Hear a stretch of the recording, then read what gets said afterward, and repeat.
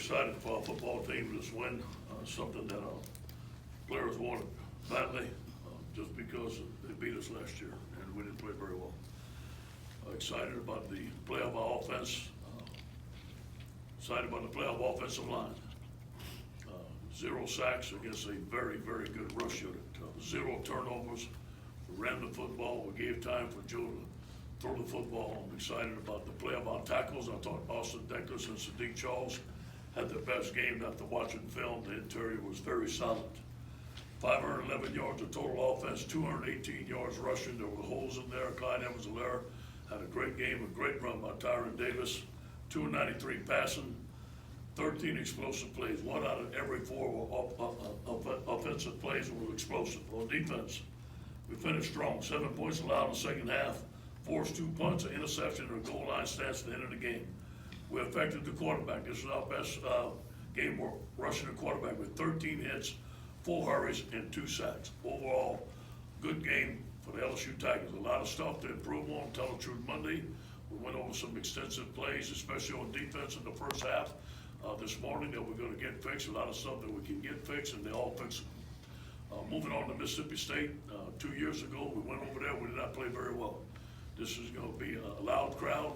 They played very good at home, so we're expecting a tough battle. We're going to get ready this week for a tough battle on the road.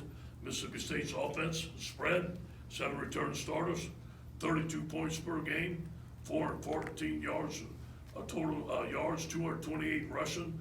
This is a dual threat quarterback, Garrett Schrader. He wants to run the ball. RPO guys, Colin Hill's a good running back. And the Mitchell wide receiver, they got some good athletes and a big offensive line. On defense, they're 4-3, only 3 returning starters. I think their biggest deficit, I think they lost 3 first-rounders on the defensive line. They give it up 27 points per game, almost 4 yards per game. Errol Thompson and Cameron Dancer, who's from Louisiana, are the 2 best players. This is going to be about us this week. This is about us getting better, about us taking this next step, remaining hungry on our destination to where we want to go. Any questions?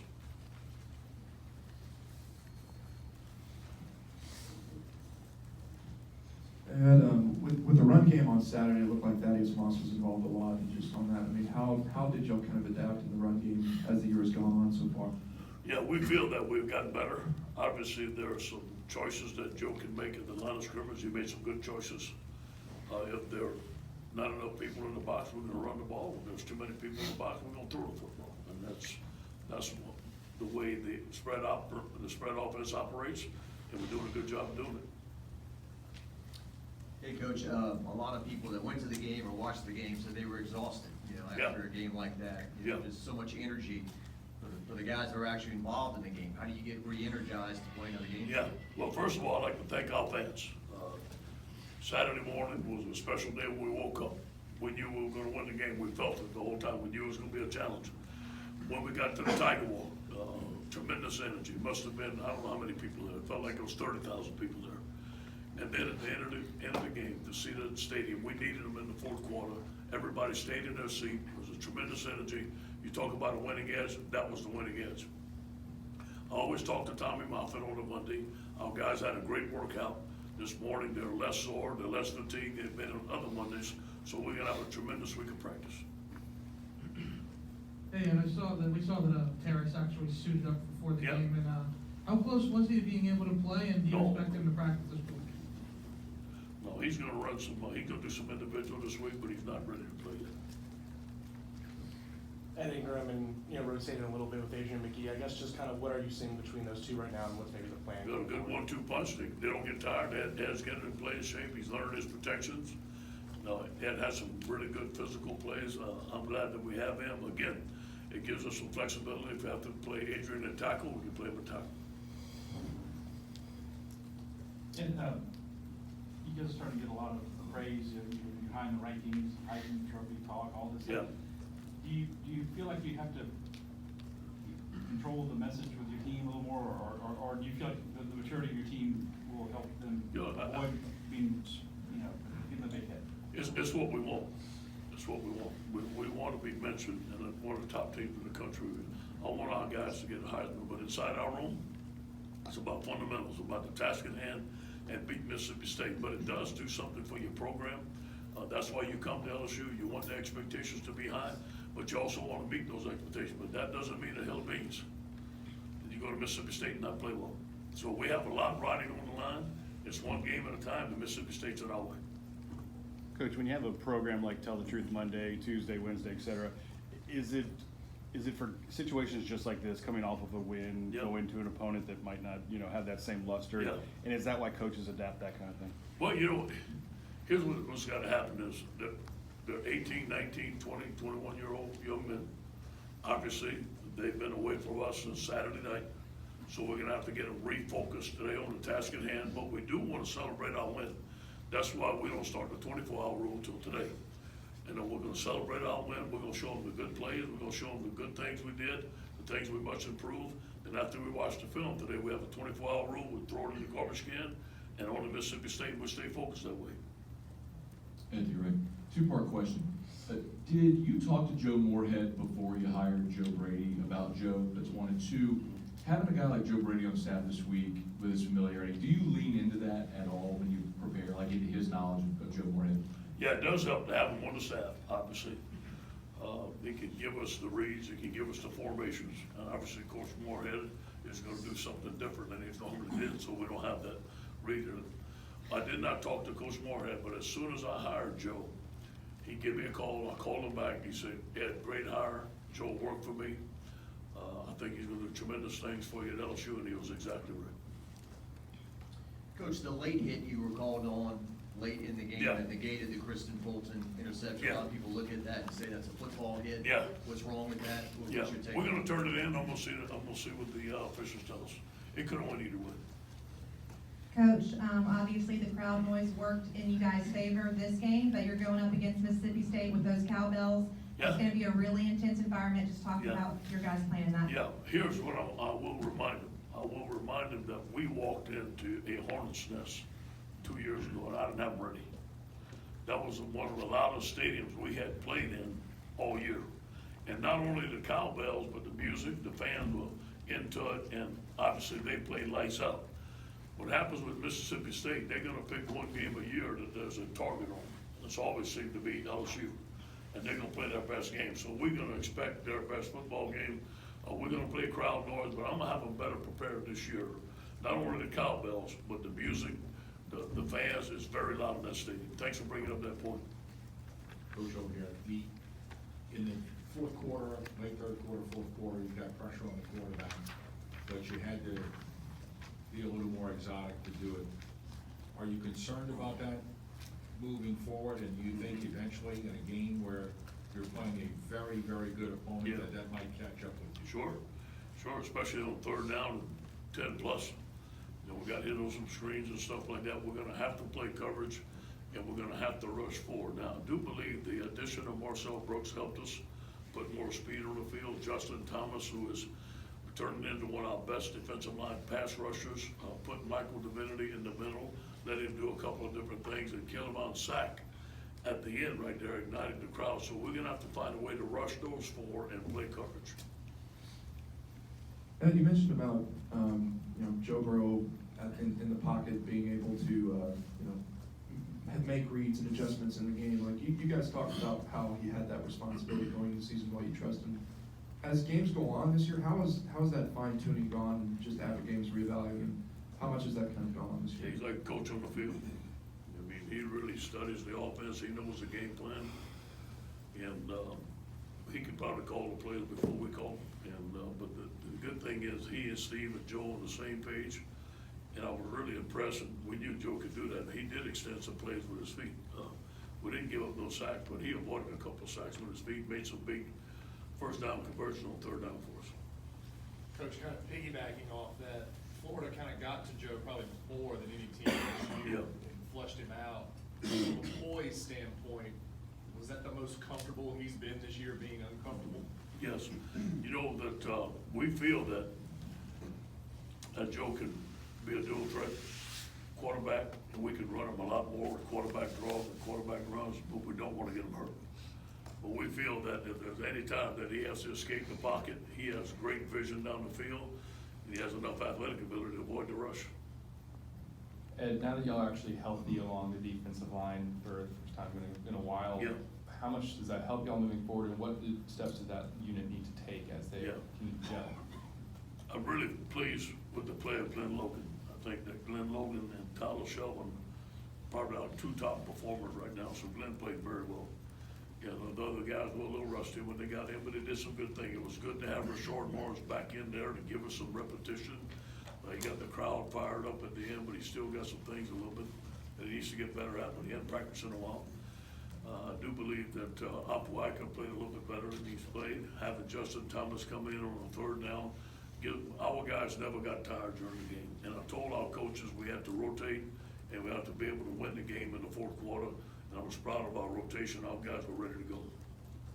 Coach, against Florida, especially in the first half, you guys were able to get long drives to counteract the Tigers' fast offense. Do you see that as a formula that opponents are going to use against you guys going forward? Sure. But you know what? Surprisingly, they got it passing the ball. And, you know, they isolated a couple of guys. That number 84, Collie Fitz, was an excellent player. They split him out. They had a great game plan. They ran some good routes with him. They made some good choices. I thought their quarterback was on fire. What hurt us the most was on first and second down. The passes on first and second down. So we're going to have to get better at it. We have to mix some things up that we do. But I'm glad that it happened this game and we still won. Coach, and you're right here. You mentioned Marcel Brooks. He obviously had a couple big plays. He enjoyed himself after one of them, for sure. What did you say to him when he got to the side? I didn't want him to get a penalty. You know, I didn't even think he hurt me, man. He was on cloud nine. He was way up there, man. But you know what? Marcel brings that fire. You know, on that long screen, if we'd have turned the screen in, he was retracing. He had a lot of speed, and I don't want to take that away from him. I just don't want any extra celebration. And to bounce off that, I mean, he's somebody who spent time in safety, now back more pass Yeah. rushing. I guess, what has the process been like in figuring out how to best use him? Well, first of all, we had Marcel Brooks at outside linebacker when he first came. He wanted to move to safety and try to win the starting spot. Obviously, we gave him that opportunity. But we felt that as a staff, we spent a lot of time on Marcel Brooks this summer. We thought as a staff, his best position would be outside linebacker. But I want to give the players a chance to realize that, hey, this is the position I want to play, but this is the position I really need to play. And I think Marcel Brooks has realized that. He's at home and outside linebacker. Now, he only weighs about 200 pounds. He needs to get a little bit heavier to be able to play it on first and second down. And you mentioned how Joe Burrow has responsibility, with play calling things in the plays. How much do running backs kind of make reads and things like that, decisions for plays? I think the running backs make reads and protections, obviously. You know, they have the nickel, the Mike, and the Will. They have to make protection there. But it's all true. Running backs don't make decision on plays at all. To your right, what did you see from Farrell and Justin Thomas over the summer and in camp, and kind of how far they come now with injuries and needing to step up? Who was the first one you mentioned? Farrell and Justin Thomas. Who was the first one? Neil Farrell. Oh, Neil Farrell. Okay, good. I said Farrell. All right, good deal. Yeah, Neil's always been a good player for us. Neil's gotten in great shape. Like I said, when we moved the first team, it was going to be hard to move it down. But Glenn is a good player, so we consider both of those guys first teamers. Bill Johnson really came in and saw some stuff on Justin Thomas that he really liked. So he started getting elevated. Now the injuries gave Justin a chance to play more and more. He's been consistent for us, and now he's turned into be one of our best pass rushers. Coach, what are your concerns about getting into a game like the other night where it seems like you're trading scores back and forth? Yeah. There's a lot of pressure on your offense Yeah. to keep up. I mean, you made some stops late, but. Don't like it. Yeah. Don't like it. No, that's not how we want to play football this year. We want to play great defense. So it's not acceptable. It's not what we want to do. Our defensive staff, we had a meeting this morning. We're looking at things we're doing structurally. We're looking at things we're doing technique-wise. We got to get better. When you look at the top two scoring teams in the country, both being from the SEC, how historically significant do you think that is, having grown up in SEC country? And, is it hard, for example, to imagine a huge game between two of the conference leaders having no touchdowns the entire game? How much of the evolution there do you requirement schematically on the field, and how much of it was a requirement in terms of recruiting to get the athletes you wanted?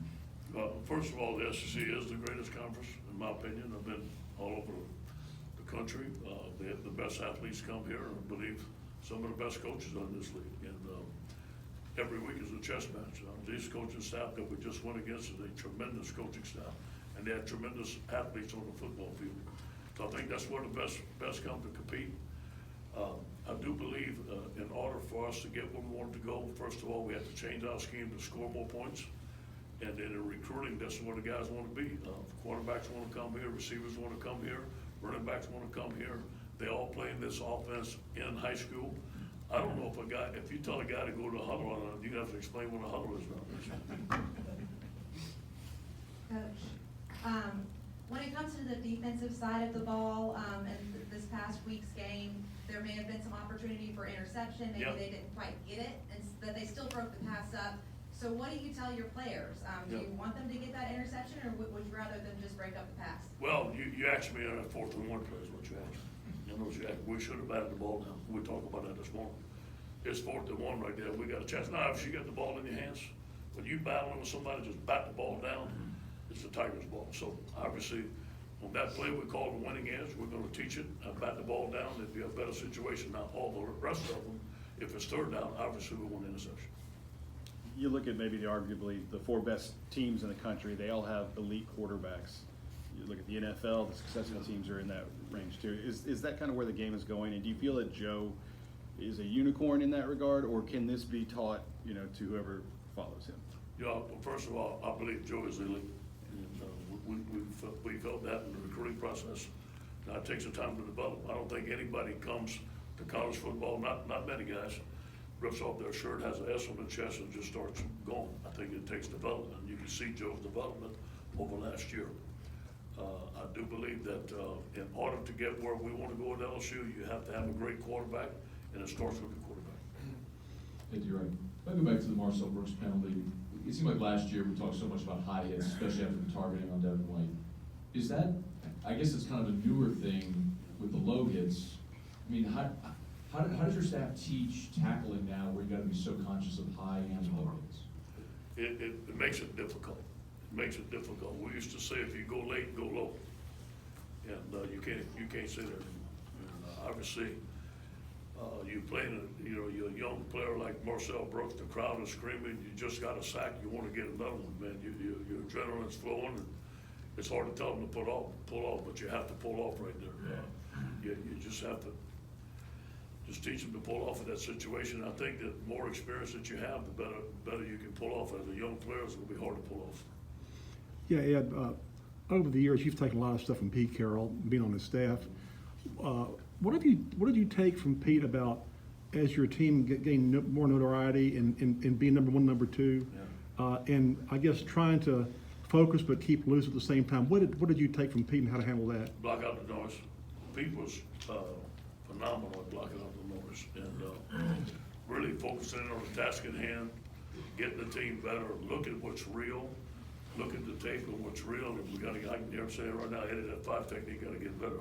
Even in a game where we may have 8 to 10 sacks, he would always point something out that we gotta get better and be constructive and get better and better. Pete's teams got better as the season went on. That's what I want our team to do.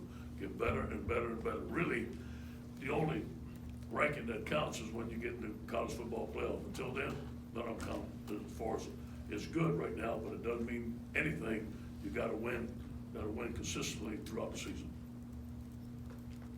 And it seems like at every broadcast they're showing Steve Ensminger and Joe Brady together up in the box. And I mean, so Burrow said that Ensminger had that Jamar Chase touchdown play at the end ready to go. I mean, we talked about the relationship. Have you ever been around like an offensive kind of mindset there that they can work in that way? And how much does Ensminger kind of value that? When we were at USC, Norm Child was there, but also Lane Kiffin and Steve Sarkisian were young coaches. And I thought they worked tremendously. So have I seen it? Yeah, I've seen it before. And ended up being 3 pretty good coaches, all 3 of those guys, offensive minded. So it can work together, but I think that you have to have the right mindset. Like, it all starts with Steve, obviously. And And then Joe is, Joe's eager, he wants to do well, he listens to Steve, there's no, this is me, this is you, it's about the football team, so those two guys are great team guys, and that's how it was at USC, those guys had success together. Coach O'Hare, if I had told you 3 months ago that on October 14th, you'd be averaging 52.5 points a game, you'd have told me what? I'll take it.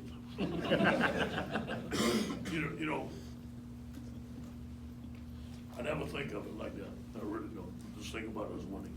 And obviously, the offense has exceeded our expectations at this point of the season.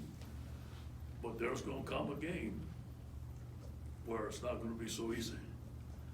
And we're gonna have to improve on defense and play better defense to win as a football team. And we have been winning as a football team, but our defense don't play that way the second half. I don't know what the outcome of this game is gonna be. But scoring those points and all that is nice, but winning the game is the most important factor. Coach, up here at the top, pre-game and during the game, it was a who's who of recruiting on Yeah. the sideline for you. What is that game and environment done for it? And since all this attention, what's the recruiting like in the office? Yeah, first of all, having ESPN Game Day here, playing the Florida Gators, a team that all of us are recruiting the same guys. But the biggest thing that I thought that was the difference and helped us recruiting is you can tell them about Death Valley on Saturday night, but it was a lot of us first time in Tiger Stadium. And a lot of our recruits stayed overnight. My office was busy yesterday morning from 9 to about 6 p.m. with recruits rolling in and out of there some of them unofficial, 2 of them on official visits. To a man, to a parent, they said, Coach, we have never seen nothing like that. That we've been around a lot of schools. We have never seen a crowd and an atmosphere like we saw last night. What a fantastic job by our fans. Coach, you got time for 2 more, Andy, and then T-Bob. You were talking about that 4th and 1 situation where he should have knocked it down. Yeah. I know y'all had a situation last year where there was a guy who could have scored, you got him to get down, so he didn't prolong the game. How hard is it to teach guys to go against their instincts, score, pick the ball off, that sort of thing? It is tough, but just like we call that sniper, the one that when he went down. And we have not taught him to bat the ball down on 4th and 1 as far as I know. But Thursday, we're gonna have a winning edge, which we call winning edge, which is special situations. And we're gonna go over that situation and we're gonna teach him to bat the ball. Coach, to your right here, I want to ask you another one about Burrow. Where some of his post-game comments, he's 22 years old, and he's sitting there after the big Florida win, talking about don't let good enough stand in the way of greatness. Like, as a coach, what's your reaction when you hear that? LSU standard performance, and that's what you want your leader to do. Now, I told him jokingly, I said, well, I'm glad you're not the head coach, we'd be practicing tomorrow morning. He was kind of PO, but I like that, because that's true leadership, and Joe knows where we want to go, we all know where we want to go, we got to do it one day at a time. Thank you, guys.